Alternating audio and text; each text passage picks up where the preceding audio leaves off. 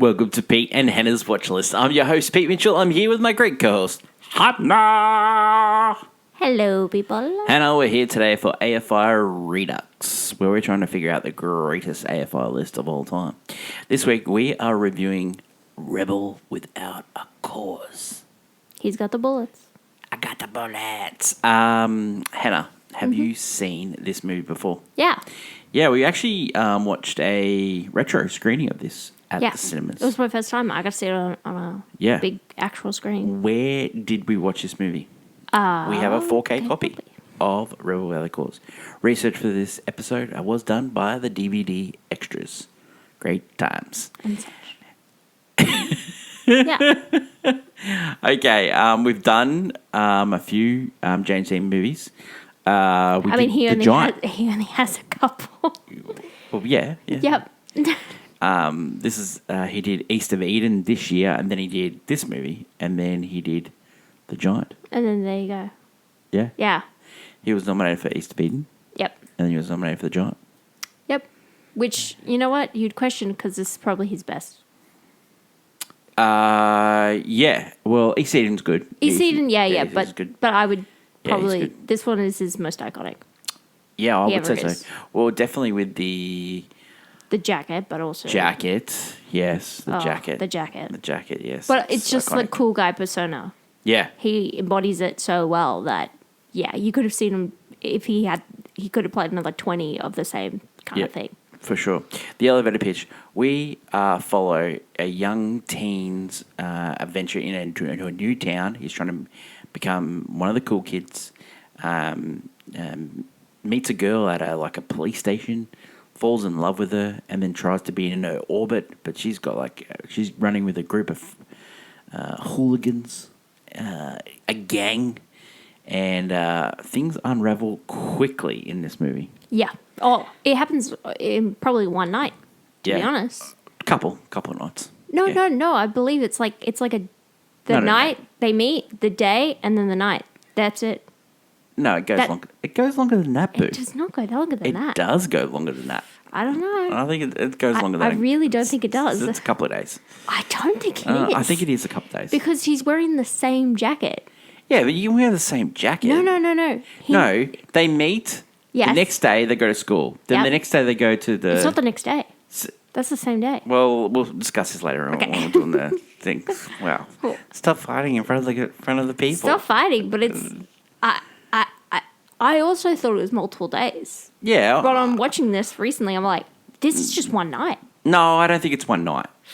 No, I think... Day and a night. No, because they go to the thing and then they The planetarium is the afternoon. Yeah. The car chase is at night. Then they still are out because they're past curfew. Oh, I don't know about that. And it's still going on. Okay. All right. Yeah. All right. Okay, well, let's go with that. Yeah. Directed by Nicholas Ray, screenplay by Stuart Stern and Ivan Shulam. Story by Nicholas Ray. Produced by David Weisbart. Stars James Dean, Nellie Wood, Sal Mamino, Jim Backus, Anne Doran, Corey Allen, and William Hopper. Yeah. Cinematographer Ernest Haller. Edited by William H. Ziegler. Music by Leonard Rosenham. Production company was Warner Brothers. And release date was October 27, 1955. As I already said, he already had one movie come out about earlier that year. It was East of Eden. And the running time for this movie was 111 minutes. And the budget was $1.5 million. And a box office of 4.5. Let's talk about some of the movies of that year. I have... Number 10, I'll Cry Tomorrow. Then it's The 7-Year Itch. Then it's Not a Stranger, Picnic, Lady and the Tramp, Guys and Dolls, Oklahoma, Exclamation point. Battle Cry, Mr. Roberts, and Cinerama Holiday was the highest grossing movie of 1955. Okay. Yeah. Okay. Yeah, we'll go through the Academy Awards a little bit later. Right. Okay, so... He was nominated for East of Eden, but he wasn't nominated for this. But he has got more cachet out of this movie than any other. Than his, yeah. Yeah. We have talked about him before on the channel when we did the Giant. He is one of those method guys. So he was along the lines of Marlon Brando. Also, he went to the Staloff method school. Yeah, the method. Yeah, he's the icon as well. Just like he is. I think it gave a lot of young actors like an excuse to do exactly the same thing. Yeah, they go into that kind of very much cool guy, lone wolf type. Can do anything. Oh, he's just a great actor and a great presence. But like Montgomery Clift was a good friend of his, which we covered on the earlier with the Place in the Sun. Place in the Sun. Yeah, that's what it was. So James Dean plays Jim Stark. Nellie Wood plays Judy. Nellie Wood we covered on the AFI Top 100 with West Side Story. Salma Miller plays John Plato Crawford. Jim Backus plays Frank Stark. You know who he is? He's the millionaire from Gilligan's Island. Gilligan. Ann Doran plays Carol Stark. Corey Allen plays Buzz Gunnison. I think he voiced Mr. Magoo as well. William Hopper played Judy's father, and I think he was the prosecutor in Perry Mason, I'm pretty sure. Edward Platt played Inspector Ray Fermick. Edward Platt is Chief from Get Smart. There you go, yeah. Yep, Dennis Hopper, which we have covered on the list before, the great Dennis Hopper. We covered Easy Rider. Yeah. Yeah. Yeah. Sure. Yeah. Okay, so Warner Brothers had bought the rights to Linda's book, intending to use the title just for a film. So they just wanted to have the title. Oh yeah. Right, not the what it's based on. It is a cool name. They tried to create a film version with Marlon Brando, and he did like a screen tester in 1947. Brando was not auditioning for Rebel Without a Cause. There was no offer in place made by the studio. The screen test is included in the 2006 special edition of the Streetcar Named Desire, which we covered on the list as well. Yes, we did. Irvin Sherman, who adapted Nicholas Ray's initial story into a screenplay, had considered changing the name of Jimmy Dean's character to Herman DeVille. According to Eugen Muller's movies of the 50s, he originally had written a number of scenes that were shot and later cut from the final film version. How Nicholas Ray came up with the story, he went around the country with screenwriter Stuart Stern and interviewed police officers, judges, youth leaders, juvenile authorities, welfare, just to get material for what was going on in the culture. This was like post-World War II, and, they were trying to figure out about doing a movie for like the kids next door, sort of thing like that. So yeah, of course, it was a booming demographic for movies and such. Nicholas Ray had considered Debbie Reynolds, Margaret O'Brien, Catherine Grant, and also Pat Crowley for the role of Judy before selecting Natalie Wood. According to the biographer of Natalie Wood, she almost didn't get the role because Nicholas Ray thought she did not fit as a wild teen character. I don't think she's wild in this movie at all. I think she's just like Daddy's girl. Okay, Daddy's girl. She is pretty wild in that. Yeah. But no, she plays like that type of like popular girl who hangs with the delinquents, like just to feel the thrill of it all. Yeah. But yeah, she fills that kind of role really well. Sal Menino, who played Plato Crawford, the original attention for this character was that the character was supposed to be gay. Oh, okay. I can see that with the infatuation he has with Jim Stark character, but because like he had the hots for James Dean. You watch it now, and everyone knows. But there's also you could say that. It also fits with the whole infatuation because he has the we talked about it type. We talked about it on The Giant. Like James Dean was a noted bisexual, and so he had chemistry with both Plato and Judy. He does. Yeah. But I'll say Plato, the way they changed Plato's character to have like the whole missing family thing and wanting Judy and Jim to be his parents, really creepy. Yeah, well, Works but with the film. Judy was in love with her father, so, let's No, keep, they all have let's issues, keep but the creep Plato going. was definitely like, no, that was, he's a Yeah. few tools short of a shed. Yeah. Very much so. The film was in production from March 28th to May 26th. When production began, Warner Bros. Considered it as a B movie project and used black and white film stock. When Jack Learn realised that James Dunn was a rising star and a hot property, filming switched to colour. Oh, good. And many scenes had to be reshot in colour. It was shot in widescreen CinemaScope, which makes a big difference on the 4K. It really does. It does look like It's a real gorgeous scope of a movie. Yeah. With its deeply impressive images, the film had been called a landmark, a quantum leap forward in artistic and technical evolution of the format. It does so good. It really Yeah. makes you it's Yeah. like so good looking. The abandoned mansion that they filmed in was actually Sunset Boulevard's location, which we covered on the AFI Top 100 as well. Yeah, that did feel familiar. Yeah, that's cool. Dawson High School, the school in the film, was actually Santa Monica High School, located in Santa Monica, California. Let's go through some of the people about this movie. Nicholas Ray. Now, Nicholas Ray, Yes. he was nominated for 1 Academy Award. He had 8 nominations in total. He won for... he was a nominee for Best Writing for Rebel of the Cause. He had a Palme d'Or winner for The Savage Innocence. He had some Venice Film Festivals with nominee for Bitter Victory and Bigger Than Life. He also was the director of King of Kings, which came out in the 60s.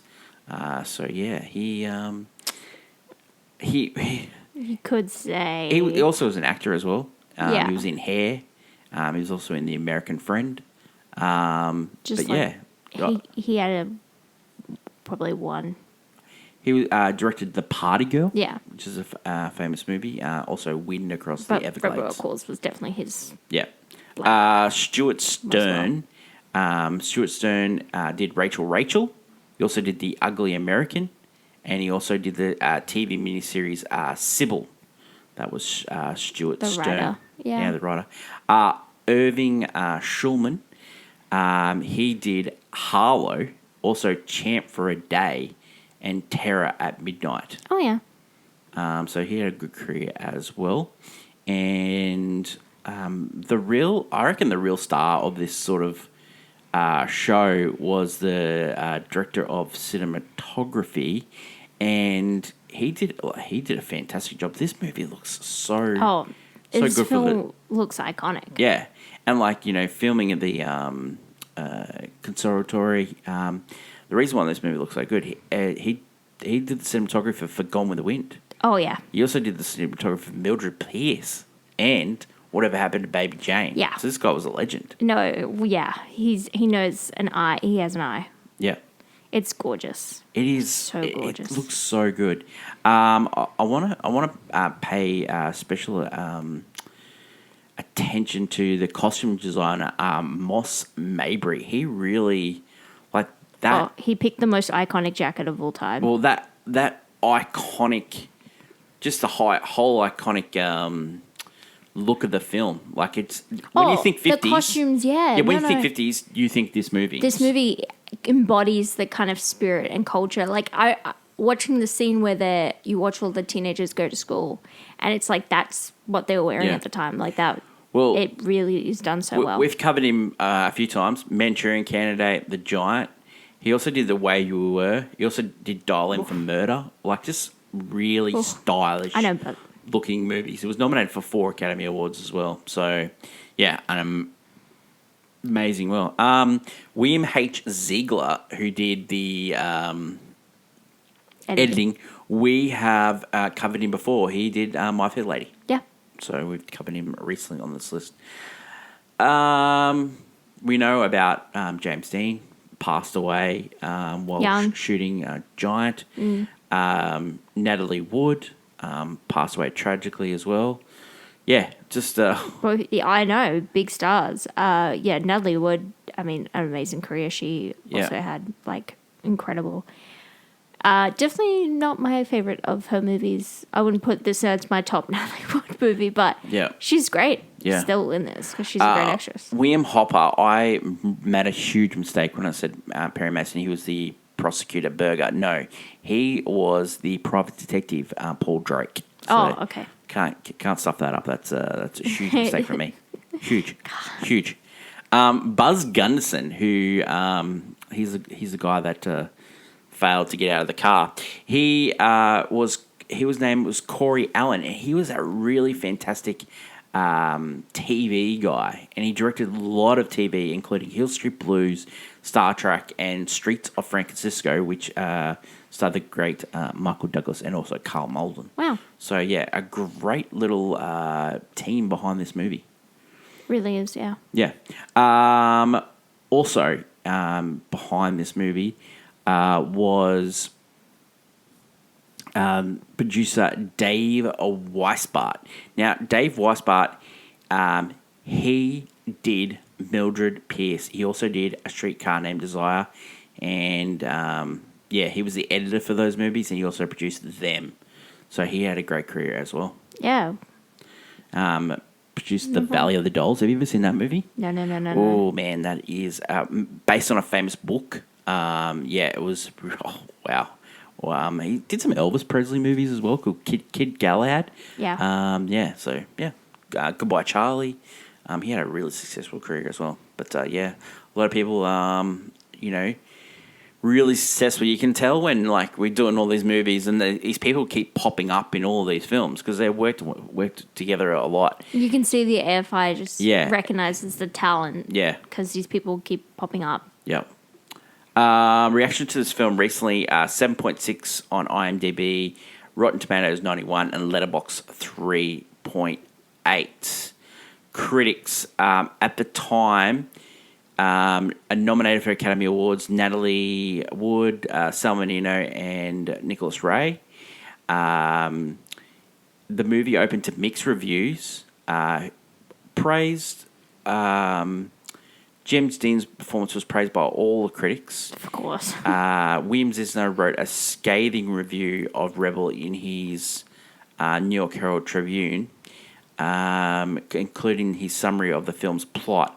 All this takes 2 hours, but it seems more like it takes 2 days. The movie is written and acted so ineptly, directed so sluggishly that all the names will be omitted here, with the exception is Dean, the gifted young actor who was killed last month. So he was making The Giant. So he had done East of Eden. He completed this movie.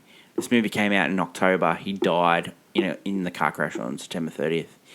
He was a rare talent and appealing personality, ever shining through this turgid melodrama. Wow. Bosley Crowther, who we've highlighted many times, writer for the New York Times, described Weber Cause as violent, brutal, and disturbing, and as a successfully graphic depiction of teenagers in their weird ways. Man, it's just a tale as old as time. As people get older, they decline. They talk about the decline of the human race through the next teenagers. I think the next teenagers through this generation are unbelievable. They're such kind souls. More empathetic than 100%. previous years. I'm really excited to see what this generation does. To be honest, I do not see what a lot of people see. It's just a complaint after complaint. That's your generation, so I see a lot in you. Okay. I'm saying you're good. Sure. He referred to this as a horrifying duel with switchblades, and also a brutal, shocking presentation of a race in stolen automobiles. Oh, wow, this is... Ooh. That's so although he spicy. admitted that there were moments of accuracy and truth in the film, he found these excruciating and discerned with pictorial sickness in the production use of cinemascope process in this film is widescreen format, a slickness he declared with the odds of the realism of Ray's directing. Crowther was not impressed by James Dean acting and cited various mannerisms he believed copied Marlon Brando. A lot of people said Marlon Brando copied James Dean too, asserting that they've never been seen a performer so clearly follow another style, and calling Dean's interpretation of Jim Stark as a role of clumsy display. Yes. Okay. That's not her. I love these ones. Wanda Hale of the New York Daily News found fault in Rebel's depiction, in her view, as adults, cardboard figures at the end of middle-class teenagers as hoodlums, arguing that it lacked credibility and honest, purposeful drama of juvenile hardness and violence that the film just doesn't measure up. It is funny how this movie is supposed to be gritty, but it actually looks beautiful. Like it's just, and like that costumes and just, the acting is over the top. From James Dean, and it's just like, different things are going on, but it somehow works. In the original list, it was movie number 59. In 2005, the AFI 100 Years, 100 Movie Quotes, You're Tearing Me Apart got nominated, but, the bullets. I've got the bullets. But You're Tearing Me Apart's pretty good, too. Yeah. Either one. Straight away off the top. Ranked 477th on the list of 500 greatest movies from Empire Magazine in 2008. Yeah, I see that. Sure. Yeah, low, but still there. Yeah. The Griffith Observatory was offered at auction in September 30th, 2015. In Profiles in History, it was estimated value 12 to 15,000. So the switchblade that was used at that Griffith University was $12,000. Wow. Just a little fight scene. Yeah. I wonder what the red coat was worth. The red jacket is... we'll never get it because it was buried with Play-Doh. He was always cold. It was cold. He was always cold. Yeah. That's what... Yeah. Bruce Springsteen wrote about this in Cadillac Ranch. James Dean at Mercury 49. Yeah. Well, The song from Paul Abdul, Rush, which reimagined the film with Keanu Reeves as Jim and Abdul playing Judy. God, Paul Abdul. He's so funny. Tommy Wiseau borrowed the line from James and You're Tearing Me Apart from Rebel Other Cause, and he's in the room. That's how I actually remember that quote. And then we've already mentioned La La Land a couple of times where Ryan Gosling makes reference to the films I Got the Bullets. I Got the Bullets. Yes. Oh my, you've never seen it. Yeah, so good. Every Thursday on the channel we do a segment called Clickbait Hot Take. Now, last week, Hannah's hot take for this... I was on my soapbox. I was telling the world. Yeah. We got to look at these. We got to look at the two. It's saying that superhero movies and biopics are musical exactly the biopics, same. by the way. Biopics. It's musicals. It was an unhinged take. It was an unhinged take. They're the same thing. Yeah. Show me. What is your hot take today for Rebel Without a Cause? I just want to go how the movie pins bad parenting as the villain for all these things. Bad parenting is the villain to all these three youngsters. Well, I don't think it's bad parenting. I think it's weak parenting. They want them to rule with the rod. Let's just like some of it was really bad parenting. So in what way? In Plato's case, well, that's neglect. Father left, mother doesn't show up for him, and so he's being raised by the housekeeper, and he completely is a monster. No, I'll give you that. Neglect. Monster. He shoots puppies with a gun. Yep. His mother's gun, by the way. Neglect. All right, give you that one. Okay, next. I'll go James Dean one. Yeah. That's a result of the fact that he wants his father to be like a manly man, but he doesn't stand up. That's his problem. That's his problem. His parents fight. That's not so much. Yeah. Natalie Wood's case, that's just full on. That's her fault. She needs to have a discussion with her dad, and her dad doesn't want to have The dad says, "Stop kissing me. You're too old for that." He's right. He's it's right. gross. But he needs to have an actual conversation with the daughter. He did. No, he just stopped. Well, someone's got to pull her aside. Well, not even her mother pulls her aside. Well, someone needs to pull her aside. No one did. Well, I'm telling you. And then it was gross. The little brother gets on with it, like calling her the little nicknames. there's just like all three of them have had in weird parenting situations, and so I don't think James Dean was that weird of parenting. His no, father was saying, Mr. Magoo. Like, no, it can't be that bad. I don't mind the parenting of James Dean. That's why at the end, like, they can't like. Well, he came good, I think. He came good. That's the whole point. Like, the parents are going to be there for him no matter what. Yeah, but then look at Plato. His parents are never there for him. He came good for Plato. I'm saying James Dean was always a good human being. But it's still like the plot of this movie is like the parents did bad. That's why these kids, Well, I don't think James Dean's parents did that bad of a job with him. They didn't. I'm just saying. I don't think he did a bad job. But look at Plato. Yeah. That's neglect. That's different to bad parenting. It's just neglect. It's basic neglect. All three of them have a version of neglect. Yeah. And it turned them into different. And it, you know, some of it was okay, and some of it wasn't. Even the other kids, like Buzz and all that, like their parents are also neglectful to letting them do chicken runs off a cliff. And like the whole point is that the parenting is at fault for these delinquents, not so much the delinquents themselves, because teenagers will be teenagers. Yeah. But the parents are at fault. That's just in this movie. When you're watching it, you're like, oh, the parents are the villain.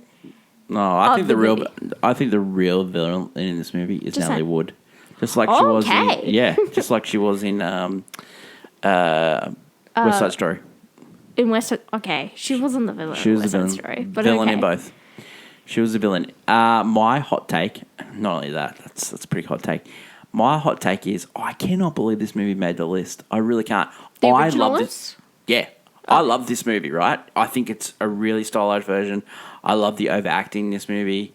I love seeing it on the big screen. That's why it's on part of my connection. That's why I have a poster. I think it's a really stylized version of a teen movie. But there's no way this should make an AFI top 100 list. It's just not. And I'm glad they took it off this list. James Dean, like he's an over-actor. Like he's just a complete over-actor. We unfortunately don't have enough movies of him to tell us. Like he's like, you know, when you're tearing me apart. That is just such overacting. It's just. But it works for the film. Oh my god, he's drunk persona. Yeah, I don't mind that. Oh my god, when he's putting the monkey to bed. Oh my god, that's so yeah. The overacting works because he's playing a teenager. The acting he does in The Giant does not work for me. Well, when we're watching this, you said Heath Ledger was an overactor as well. Well, I just, like, you were saying how, like, a lot of method, like, Heath Ledger was a method. And was he method? Yes. Was he really? Method. Wow. Well, the Joker... So he put scars on his face. No. Is that what you're saying?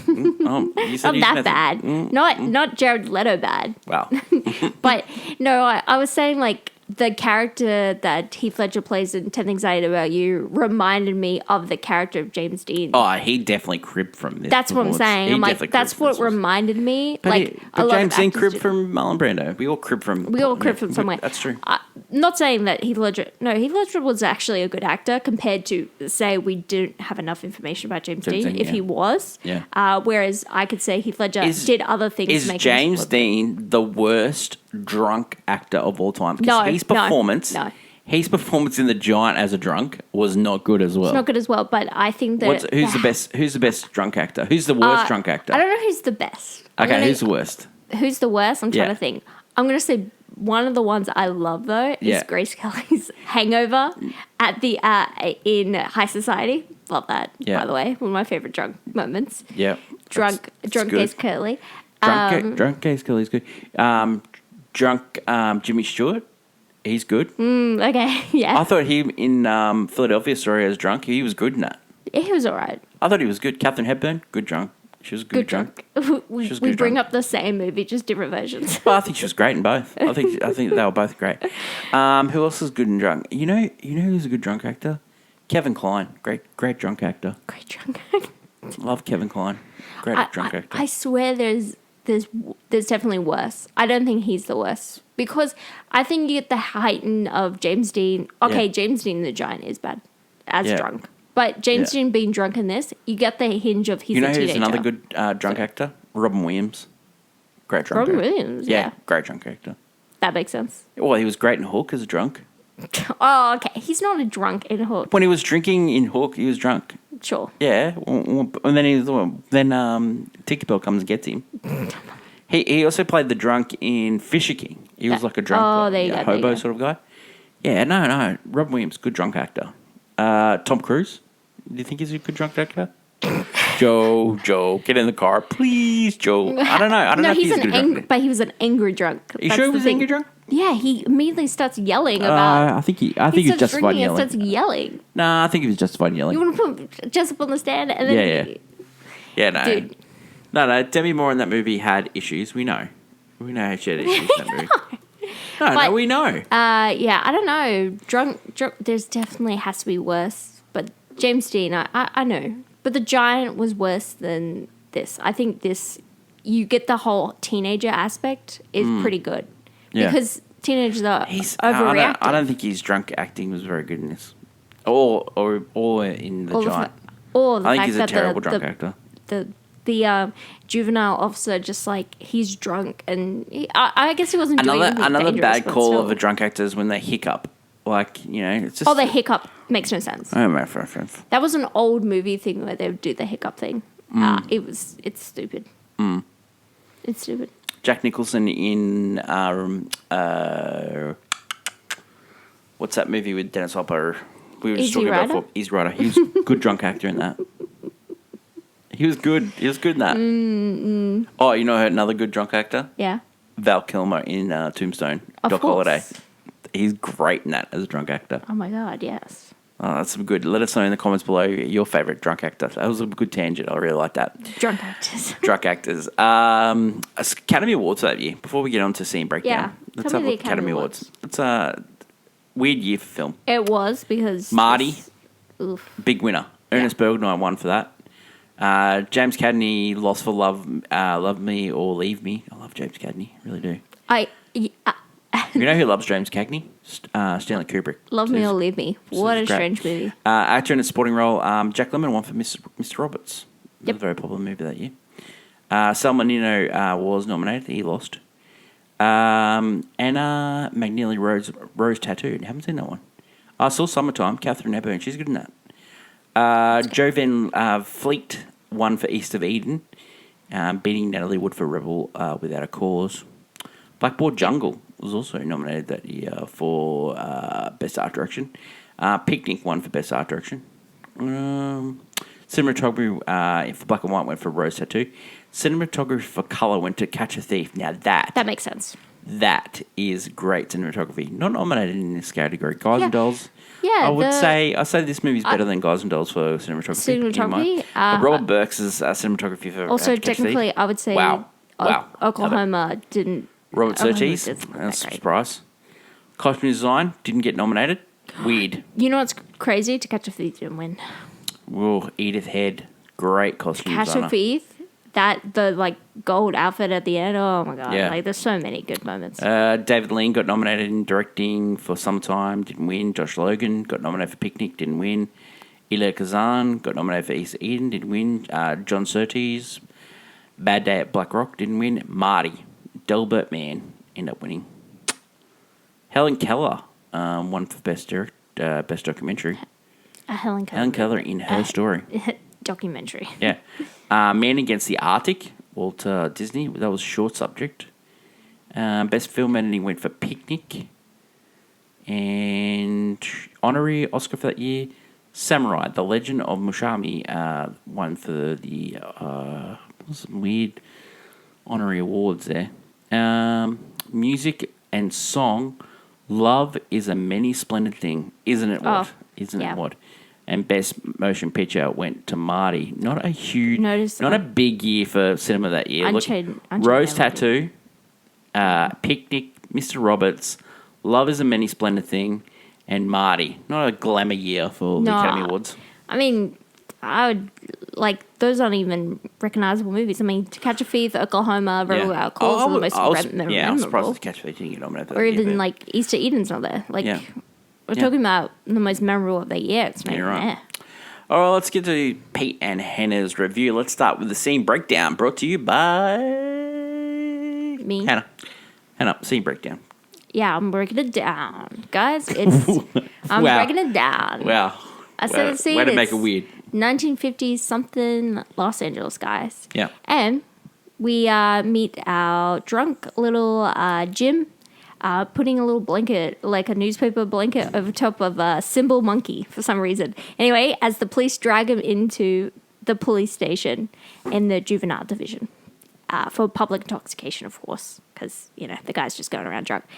You get to see Natalie Wood as Judy, who is called in for police questioning about being past curfew. Because there was, like, a lot of the time, around that time, there was curfew, for especially with the younger teenagers, like 11 o'clock curfew. She was acting out. She wanted her dad to come and get her, but it was her mum. She was acting out. Her father wants her father to notice her, so she's dressing out, dressing like he called her a whore, basically. A tramp. A tramp. Not a whore. Come on. A whore. No, she called her a tramp. She's dressing up, trying to, make herself look different. So he'd notice her and pay attention because she wants to be daddy's girl. She doesn't understand why he stopped noticing her. She still wants to be daddy's girl. She used to be, now she wants to be. She, ever since she turned 16 and became, a woman. It's like stopped. John, who is Plato, is also there. And Jim offers him his jacket because he's a little bit cold, of course. He's there with his He's always cold. Housekeeper, and he's in there because he shot a bunch of puppies. Like that's a psycho in the making. Yeah, guys, that's a psycho in the making. It's not a psycho in the making. He's already. They let this guy go. He's already there. Judy leaves with her mother. Comes to pick her up, but she leaves something accidentally behind, her little compact. Jim's parents show up, wondering why, Jim, has made himself intoxicated. They just came from, like, a party. They're all dressed up. They're, like, really well-off people. They've just arrived. Well-to-do. Yeah, they've just arrived in town. And they just start fighting. And Jim immediately is like, goes into, get tearing me apart. Because they're just yelling at each other. Anyway, you find out that Plato, he has no parental support. His father left when he was young, and his mother never shows up. Just pays for them to live, but doesn't show up to the house. And while Jim's parents keep bickering, the officer takes him to side, and he just wants to understand what's going on. And he speaks to him privately, explains that his mom controls the relationship, and his dad will never fight back. And he just wants him to, stand up. He doesn't want to be a chicken, and he doesn't want to be like his father. Sounds a little bit like Marty from Back to the Future. Yeah. Yeah. Another case of poor parenting as well. Another case of poor parenting. That got weird quickly. Anyway, everyone is let go, by the way. So the officers are really doing their job around here. I mean, again, besides killing puppies, no one's committed a real crime here. Yeah, the puppies. The puppies is a real crime. Well, and public intoxication was a crime back then. So let's just... It was, but he lets him go. Well, I'm telling you. He just lets him go with a warning. Well, I don't know if you ever saw Get Smart. He wasn't a great chief either. He fell for the cone of silence every week. Anyway, it's Jim's first day of school in Los Angeles, so he ignores his parents, of course, and outside he notices Judy, and he tries to talk her up and, offers her a ride. She doesn't want anything to do with it. She declines, acts totally uninterested, and hangs out with her delinquent friends, with her boyfriend Buzz, and they just brush him off. Heading to school, he, accidentally stands on, like, the school plate for some reason, like, the stupid little plaque on the floor, and everyone's avoiding it, and he steps on it because it's like, oh, I didn't know. Yeah, exactly. And then they all look at him like he's, committed a crime. Yeah, it's like a space alien. No one's taking him seriously, but Plato, like, this guy's a hero. So he's like, oh, he wants him to be his friend. Turns out the school is going on a little field trip to the Griffith Observatory later that day. They have a fun little light show. Great, learning about space. Awesome. Freaks the kids out because they talk about the end of the world for some reason. Outside, Buzz tries to stop Jim from leaving, even slashes his tires off his car. And then so they start a knife fight to prove themselves. Jim ends up beating Buzz, knocking Switchblade out of his hand, throws it away. And Buzz is like, calling him chicken. So this goats him into doing whatever. Because Jim will never be called chicken. He hates it. So Buzz suggests stealing some cars, and we have a chicken run off the seaside cliff, which means having 2 cars and then jumping out last minute, and whoever jumps out first is the chicken. Yeah. It's a very, very safe game. Yeah. So safe. Nothing can go wrong. Nothing. I've got some thoughts in this game. I know, right? I got some thoughts. Judy at home tries to get her dad to kiss her. Oh my God. Just so to gross. show some affection. So gross. He ends up slapping her often because she's, basically invading And it's not space. just like little kisses on the cheek. I think she's going for going for the mouth. It's weird. Basically, and then Judy I'm okay with parents giving kids kisses, but not kids on the giving mouth. kisses. You mean like Tom Brady kisses his kids on the mouth? Oh, that's Weird. gross. Yeah, see, that's gross. That's Anyway. gross. No, it's just like a little peck, kiss on the cheek. forehead. Yeah, the forehead. No, forehead, not cheek. No. What about mi familia? Oh, yeah, well, yeah. Different cultures? Yeah, different cultures. Yeah. But lips? Ugh, no, Tom Brady, it you're gets gross. You're gross. Judy runs off in a huff. And this is when the mum comes up. She utters she's at an age where nothing fits. And it's like, woman, can one of you talk to her about her behaviour? Yeah, just say, "Oi, let's pull it back in." Just pull You're it back still in. daddy's girl. Yeah. You're just don't kiss him. don't kiss him. Yeah, Maybe give him a hug. It does also get weird territory. I'm like, why would a dad ever not want to kiss his daughter? But it's like, no, she is making it weird. Yeah, She is making it weird. Yeah, don't kiss your father on the mouth. It's just wrong. weird. It gets weird. It's weird territory. Yeah. Jim at home, he asked his father, but he's trying to not advice, say what it is exactly. It's giving vague. And so what do you do if you need to defend your honor? But it's a dangerous thing I'm about to do. And his father is like, well, let's make a list and consider the options. See, this is good parenting. And if we don't know, we'll ask someone. Yeah, this is good parenting. But this is not what... This is not what he wants, but this is good parenting. Given the pros and cons. Yeah, his parenting. father is a good parent. His mother is not. His mother's a lush. No, his mother is not a good parent. His mother's a lush. She loves a drink. Loves the drink, but also loves to not stay in one place and blame everyone else. Yeah, exactly. This is not what Jim wants, of course. He needs an answer. So Jim puts on his iconic red jacket. And there's no pros and cons out. that's going to help for Jim. And heads out. And his father is a bit upset, of course. Yeah. That night, during the chicken run, Buzz in his car, they're setting up, and you got friggin' Jim in his car. Stolen cars, by the way. Is this the precursor? I don't know how these kids get stolen cars. Is this cars. a precursor for American Graffiti, then American Graffiti is a precursor to Fast and Furious? And no, that's how it goes. Precursor to it goes Grease, because Grease also does the run thing. Yeah. So it goes American Graffiti, then Grease, then Fast and Furious. That works. We go. the plan here, he does the whole dirt thing, and then So Natalie would Judy gives them some dirt and kisses Buzz.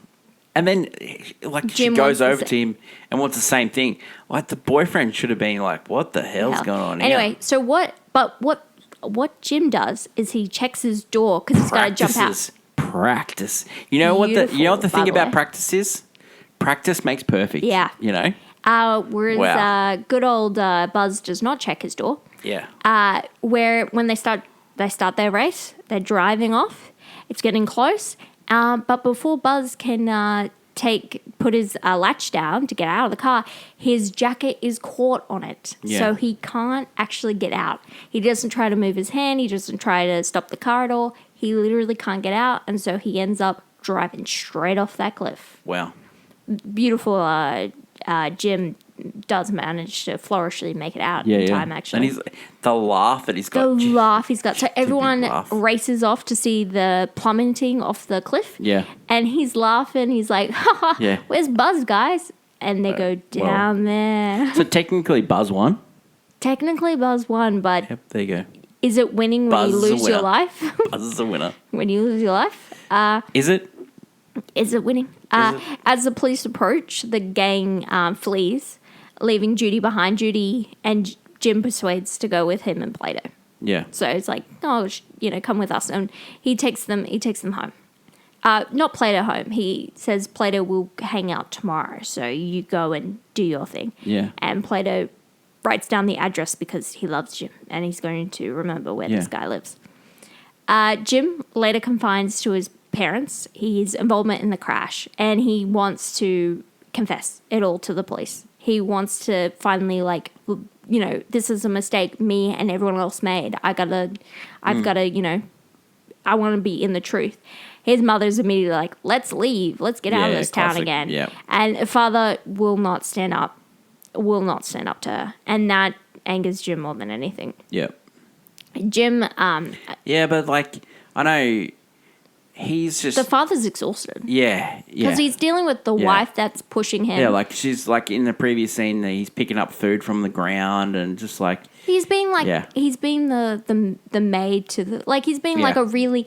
homey the grandmother guy. lives there, It's a different kind of relationship, but Jim doesn't understand that. No. And so it just irks him because it's not the typical family. Yeah. He wants a dad that yells at a daughter for let's swap parents. Let's all swap parents. Yeah, 100%. So Jim, attacks him, storms off, goes to the police station to confess, only to be turned away. Basically, great police work we're doing here. Jim drives back home, finding Judy waiting for him. They apologize for she apologized for her behavior before. She was like, oh yeah, I was kind of a jerk. And it was all due to peer pressure and trying to act cool. And then they began to fall in love. Oh. And her boyfriend just died off a cliff. Yeah. And she had a great role in it as well. And then, but because there's this moment Jim does where he just kisses her on the forehead. Yeah. And she's like, why'd you do that? And he goes, because I wanted to. He just did it cause. Yeah. And she immediately is like, oh my God, he's giving me the affection I crave. Wanted. Yeah. This is the man. Yeah. They just won't go home. And so Jim actually suggests they go to the old deserted mansion Plato told him about. Yeah. Meanwhile, Plato is being targeted by the members of Buzz gang, who are convinced Jim's gonna betray them, so he's gonna take them down. Buzz's gang is also targeting his dad as well. They so they steal Plato's book because it has the address. Correct, yeah. Plato is like, I've got to protect Jim and Judy, yeah. so I'm gonna grab my gun. That's my mother's gun, by the way, and goes to find them and goes to the mansion to find them. The members of the gang go to Jim's house, try to put a chicken, calling him chicken, terrorize the father and mother. Chicken, he lost the game. Remember that. Terrorize the father and mother, trying to look for him, but they can't find him, of course. So the gang go out looking for him, and that's when the father and mother immediately go into action and are trying to find Jim, and they get the juvenile, police officer to help out. The delinquents, remember that? The delinquents. This is an important case. Yeah. So at the mansion, the three friends start acting out a fantasy as a big family. They're like a family, this trio, where Judy and Jim are like the mother and father to Plato's weird son. Yeah, he's a weird son. They just really want to hang out together. He ends up falling asleep. Yep. So Judy upstairs. and Jim go out. They're exploring inside the house and share their first kiss. Yeah. It's all very romantic, actually. Weird. Buzz's gang finds them. Yeah. Wakes up Plato and frightens him. Yeah. He ends up running. He's he doesn't know where they've gone, and so he ends up shooting one of the gang members. Yeah. Wounds them. Jim finds him. And he almost shoots Jim, and he's like, "No, it's me." And Where did you leave me? Plato's scared because you left me. You left me. God, babes. Plato ends up running. Yeah. He runs all the way to the observatory because it's not that far from the mansion. Yeah. And barricades himself inside. That's when the police start showing up. Yeah. Jim and Judy sneak their way, trying to get into the observatory. Papa and Mama. And while Jim's parents are there searching for Jim. Yeah. They follow, Jim and Judy follow Plato into the observatory. Jim persuades Plato to trade the gun for his jacket. Yeah. Which 'Cause works he's always out. cold. While Jim has the gun, he takes out the bullets, which is a very smart move. This he's very smart for his age. I gotta admit. Takes out the bullets and gives Plato the gun back. They, are getting out of the observatory. Yeah. Sees Judy. Plato's afraid of the lights and all the people, so Jim tries to calm down the situation. Yeah. But of course, when Plato walks out with a gun in his hand, they Escalates freak quickly. out. And Bang, bang. and then immediately bang, and you just Plato Yeah. goes down instantly. And then you get the line. And then you have Jim shout out on the top, it's like, I got the bullets. Yeah. And then Jim's dad thinking that He Plato rushes. was Jim because he rushes because of the red jacket. Yeah, red jacket, yeah. Great fatherly protective instincts. Love He that red rushes jacket. in, and then he's like, he was really upset, and Jim is distraught. The poor kid Plato, it shouldn't have gone like this for him. He zips up his jacket. Yeah. The Plato's housekeeper, she's so upset. So the he poor had no boy, one. he had no one. Yeah. And Yeah, Jim and Judy puts his shoe back on his foot. And then the parents are, oh, Jim's got a girlfriend? Yeah, What? no, and then that's when Jim takes the moment to showcase, hey, this is Judy, she's my friend. Yeah. And then they walk off into the morning because it's been the whole night. Yeah, I'll give you that. I'll give you, It's over 2 days. Well, it's the night they met at the police station. Yeah. Then it's the day, and then it's all throughout the night. There's 2 days. 2 days they go. Yeah, 2 days. It's a short 2 days to go from Yeah. I'm in love with someone else. in a couple of hours. I'm in love with Buzz, Yeah. and then to no, you're the man. Because he kissed me on the forehead. You're the man, and she in the bit where they're falling in love, where he kisses her, the way she was just oh, you're just so kind and compassionate the way you are with Plato, and he's laughing it up. She got nominated for this. Wow. He was laughing it up Yeah. too, and he was like, "Oh, she's calling me strong." Okay, Hen. Reasons to see Rebel Without a Cause. It's one of the most gorgeous movies of cinema. Yeah. Not only that, it feels Some laugh out loud funny scenes. It's laugh out loud. Laugh out loud. It Reasons just feels not so to. iconic. Reason not to. Reason not to, it is quite childish. Yeah. And I think that's because you could link it towards how it was at the time, the whole movement, and there's a change in culture happening. I really like films for teenagers that are built around this whole teenager thing. It's really hard to do it nowadays because culture's always changing. But I love going back and seeing these films because this and West Side Story are very big. They Did become deserve really to huge. be on the original list. I see why it's on the original list. I don't. I see Are why. you surprised it didn't make the second list? No, because you have West Side Story. You don't need another teenage Coming of age story. coming of age story Yeah. when you have other ones. We already own it on 4K, but would you? Yeah, Have I yeah, done of it? course. Would you watch this movie again? You've already watched it I've multiple watched times. it. So And rating for this one? Golf Club. I don't know. I think it's Golf Club. It's a gorgeous film. Yeah, it's a gorgeous film. overacting, It's so good. Yeah, overacting. You but don't. classic moments and of course it's Yeah. the La La Land of it all. Yeah. Oh my God, you've never seen it. Love it. That is it for today's show. Don't forget to leave a comment below if you have seen Rebel Without a Cause and what your thoughts are for this movie. Next week, we're having a break from AFI Redux because we've got Easter holidays and just a short week next week with What's Next, Movie News, and Blockbuster. So Wednesday will be What's Next week, and then Thursday will be Movie News, and Friday will be Blockbuster. So short week next week. But in 2 weeks' time, we'll be watching Fantasia, which you can get on Disney+. Yep. That is it. Long live cinema. It's my lovely co-host, Hannah. Thank you to you, audience. And until we meet again, it's bye for now. Bye.